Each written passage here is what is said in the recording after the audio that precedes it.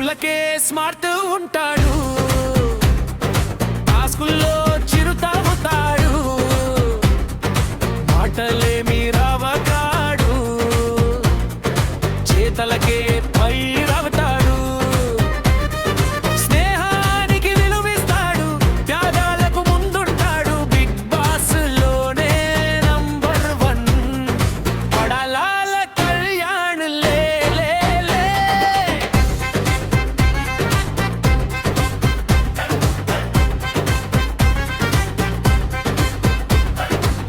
Common మేలా వచ్చాడు ఈడు, నాగసార్ ప్రశంసలు పొందాడు, అందరిలో ఒకడే విడు, ఎవ్వరికీ చిక్కడు అసలు.